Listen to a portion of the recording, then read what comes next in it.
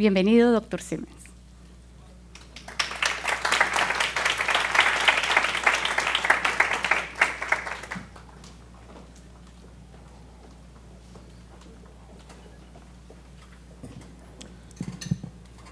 Thank you.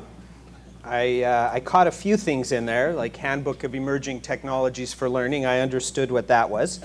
So, but thank you for the opportunity to be here. To Santia, who I believe was the contact that gave me a call, it's been about 6 months ago or so, initiating this opportunity to meet, and I've certainly enjoyed getting to know a little bit more about the university and a bit more about the campus, and in the process, a bit more about Puerto Rico. What I want to address today, and hopefully we can, I'll present some aspects that I think are, potentially worth thinking about, and then hopefully we can spend the majority of our time in discussion, because I think a lot of the ideas that we need to look at in terms of change within education aren't ideas that come from a one-person perspective. They're ideas that need to be shaped by the opinions and the attitudes of many contributors. So I want to, I guess, before I get into it a little bit, talk a bit about where I am at this point and my involvement. Up until November of last year, I was at the University of Manitoba in the Learning Technology Center. And our main work there was basically looking at ways in which technology is impacting traditional teaching and learning. And one of the things I found, University of Manitoba is a fairly large university, about 30,000 students all told. With medical faculty, they do fairly well in terms of research grants as a whole. And one of the things I found at least, was you had some areas of innovation that were just tremendous. Faculty would be doing some exciting, innovative things with their teaching, but that was only a handful across the campus. The vast majority, you could walk into a university classroom or lecture hall, and it really wouldn't matter whether you were in Canada or in Puerto Rico or in the US or in the 1940s. It was really a traditional university setting. The lecture, the students listening, and there was limited interaction, limited engagement. In November of this last year, I made the transition to Athabasca University. There's a new research institute at Athabasca which focuses on, as you see on the screen now, the Technology Enhanced Knowledge Research Institute. We have basically, it's a little fluid, but we'll say about 4 areas of research. One, we look at mobile technologies. I imagine the bulk of you here have a phone in your pocket. And we're looking at how do mobile technologies influence how people interact. And by influencing how people interact, how does that influence how we teach and learn?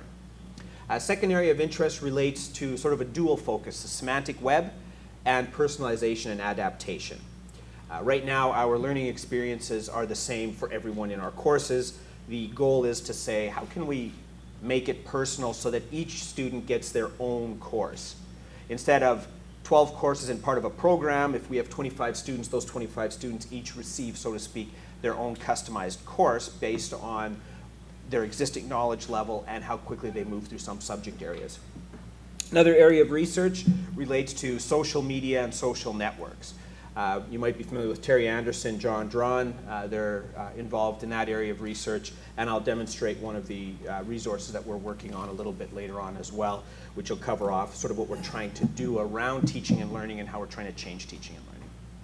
Now, there's 2 additional areas. Those are the 3 main areas of research. There are 2 areas that one I think probably runs through the whole process, and that's open education.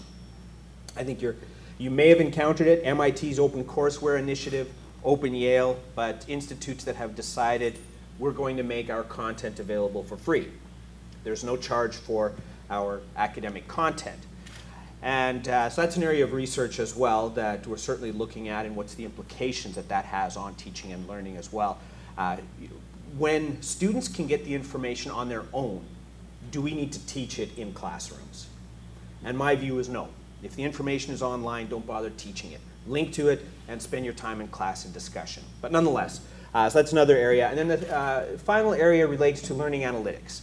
And I'll talk about that more so tomorrow.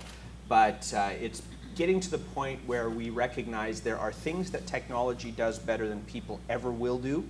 And there are things that people do better than technology. And we need to make sure we don't mess up the relationship. Teachers shouldn't be doing what technology does better.